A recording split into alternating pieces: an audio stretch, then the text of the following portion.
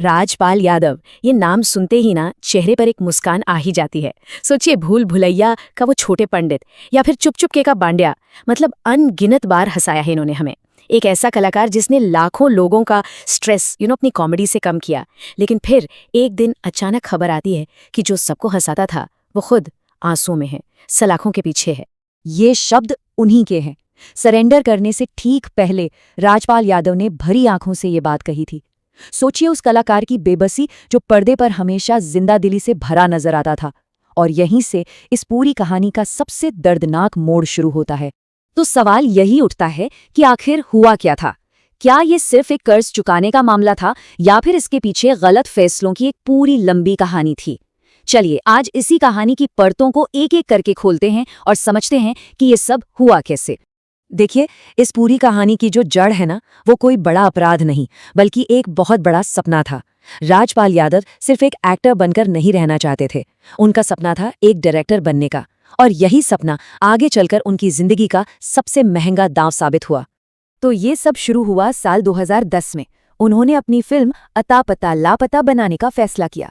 2012 में film release तो हुई, लेकिन बुरी तरह से फ्लॉप हो गई। और बस यहीं से मुश्किलों का एक ऐसा सिलसिला शुरू हुआ जो उन्हें आखिर में जेल के दरवाजे तक ले गया।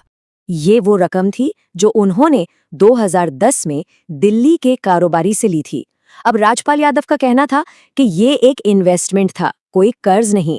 मतलब कारोबारी अपने बेटी को फिल्म से लॉन्च करना चाहते थे और डील ये थी कि जब फिल्म मुनाफा कमाएगी तो पैसा लौटा दिया जाएगा। लेकिन किस्मत को कुछ और ही मंजूर था।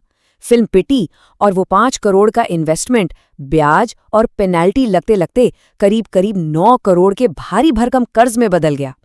यहीं से उनकी फाइनेंशियल परेशानियां बेकाबू होने लगी। अब आते हैं इस केस के सबसे जरूरी और सबसे कंफ्यूजिंग हिस्से पर।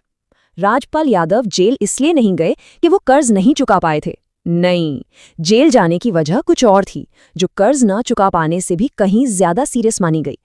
देखिए, कर्ज ना चुका पाना एक सिविल मामला होता है, लेकिन कोर्ट की अवमानना, जिसे हम कंटेम्प्ट ऑफ कोर्ट कहते हैं, वो एक क्रिमिनल ऑफेंस बन जाता है। हुआ ये कि राजपाल ने कोर्ट से बार बार वादा किया कि वो पैसे चुका देंगे, लेकिन वो हर बार फेल हो गए। तो कोर्ट को लगा कि ये सिर्फ वादा नहीं तोड़ रहे, बल्कि अधूरी जानकारी देकर एक तरह से अदालत की तौहीन कर रहे हैं। और बस यही उनकी जेल की सजा का असली कारण बना। जज साहब इस पूरे मामले से इतने नाराज हुए कि उन्होंने साफ साफ कह दिया कि सिर्फ एक आर्टिस्ट होने से कोई कानून से ऊपर नहीं हो जाता। ये एक सीधी सीधी चेतावनी थी कि कानून की नजर में भाई सब बराबर हैं। जब करोड़ों कमाने वाला कोई स्टार इस तरह से अर्श से फर्श पर आता है, तो एक सवाल जहन में जरूर आता है कि इंडस्ट्री कहाँ थी? क्या बॉलीवुड ने, जहां राजपाल ने इतने साल काम किया, इस मुश्किल घड़ी में उनका साथ दिया? आपको पता है, एक वक्त था जब राजपाल यादव का घर स्ट्रगल करने वाले एक्टर्स के लिए एक ठिकाने जैसा था। इनमें से कई तो आज बहुत बड़े स्टार हैं। खुद नवाजुद्दीन सिद्दीकी ने बताया था कि राजपाल के घर पर 24 घंटे लंगर चलता था, कोई वहां से भूखा नहीं जाता था। लेकिन जब खुद राजपाल पर मुसीबत का पहाड़ टूटा, तो ग्लैमर की दुनिया के वो पुराने दोस्त कहीं नजर नहीं आए। उनका ये कहना कि हम अकेले हैं, बॉलीवुड की उस कड़वी सच्चाई को भी दिखाता है, जहां उगते सूरज को तो सब सलाम करते हैं, लेकिन मुश्किल वक्त में लोग अक्सर फोन उठाना भी बंद कर देते हैं। पर ऐसा भी नहीं है कि सबने ही मुंह फेर लिया था। कुछ लोग थे जो मदद के लिए आगे आए। सोनू सूद ने काम का वादा किया, तेज प्रताप यादव और म्यूजिक प्रोड्यूसर राव इंद्रजीत ने पैसों से मदद की पेशकश भी की। लेकिन कर्ज इतना बड़ा था कि ये मदद ऊंट के मुंह में जीरे जैसी ही साबित हुई। तो इस पूरी कहानी से क्या सबक मिलते हैं? और सबसे बड़ा सवाल, क्या इसके बाद राजपाल यादव की वापसी हो पाएगी? चलिए इस कहानी के आखिरी हिस्से पर एक नजर डालते हैं। ये कहानी हमें एक बहुत बड़ी बात सिखाती है कि कामयाबी हासिल करने से ज्यादा मुश्किल है उसे संभालना। एक गलत फाइनेंशियल फैसला और कानूनी सलाह को हल्के में लेना आपको बहुत बड़ी मुसीबत में डाल सकता है।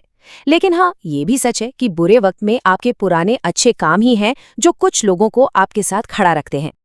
और हाँ, एक बात बिल्कुल साफ होनी चाहिए, कोर्ट की अवमानना के लिए जो 6 महीने की जेल हुई, वो एक सजा थी। इससे वो 9 करोड़ का कर्ज खत्म नहीं हुआ है। वो फाइनेंशियल जिम्मेदारी आज भी उनके ऊपर बनी हुई है। तो क्या तिहाड़ की वो सलाखें उनके करियर का फुल स्टॉप है? शायद नहीं, बल्कि ये एक बहुत बहुत कड़ा इम्तिहान है।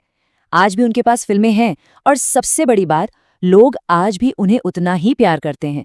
तो सवाल बस एक ही बचता है, क्या वो इस इतनी बड़ी गिरावट के बाद दोबारा खड़े हो पाएंगे? क्या वो हमें फिर से उसी अंदाज में हंसाएंगे जिसके लिए हम सब उन्हें जानते हैं? खैर, इसका जवाब वो तो सिर्फ आने वाला वक्त ही बताएगा।